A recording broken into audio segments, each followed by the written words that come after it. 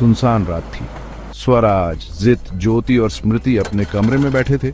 बाहर अंधेरा ऐसा था जैसे किसी ने रात को अंधेरे के गहरे रंग से रंग दिया हो। अचानक दीवारों से अजीब फुसफुसाहट सुनाई दी, मानो कोई उनके बहुत करीब खड़ा होकर उनकी बातों को सुन रहा हो। स्वराज ने फुसफुसाती आवाजों के बीच कहा, क्या तुमने ये आवाज सुनी? ये तो बहुत अजीब है। ऐसा लग रहा है कि दीवारें जिंदा हैं। जित ने हंसते हुए कहा, शायद ये बस हवा है, लेकिन ये आवाज हवा जैसी क्यों नहीं लग रही? ज्योति ने कांपते हुए कहा, नहीं, ये कुछ और है। मुझे यहां अच्छा नहीं लग रहा। हमें यहां से जाना चाहिए। स्मृति ने घबराते हुए कहा, लेकिन दरवाजा भी तो बंद है। क्या ये जगह सच में हॉन्टेड है? तभी कमरे की लाइट झपकने लगी और उन पर एक डरावना सन्नाटा छा गया।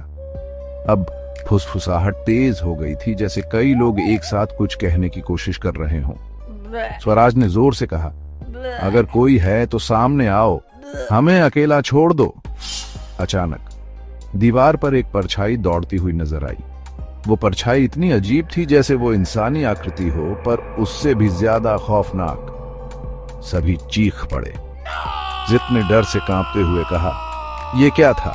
हमें यहां से तुरंत बाहर निकलना चाहिए। ज्योति ने दरवाजे की ओर भागते हुए कहा, लेकिन दरवाजा बंद है। बाहर जाने का कोई रास्ता नहीं है।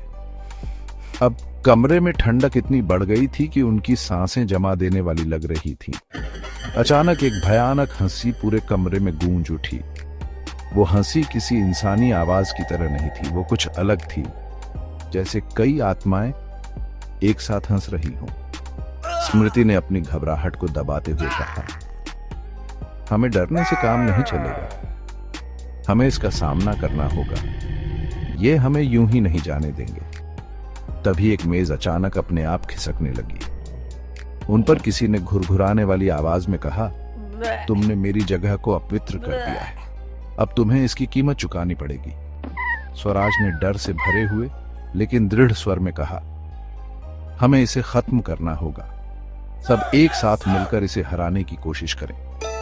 जित ने सहमति में सिर हिलाते हुए कहा, हमारे पास कोई और विकल्प नहीं है। ये रात हमारी आखिरी रात बन सकती है अगर हम अभी न लड़े। ज्योति ने कांपते हुए कहा, तुम सब तैयार हो? चलो इसे खत्म करते हैं। उन्होंने हाथ मिलाए और आत्मा के खिलाफ लड़ाई शुरू की। तभी कमरे का फर्श हिलने लगा और दीवारों से खून जैसा लाल द्रव बहने लगा। वो आत्मा अब अपने भयानक रूप में उनके सामने खड़ी थी। धुएं जैसी आकृति, जिसकी आंखें लाल अंगारे जैसी थीं।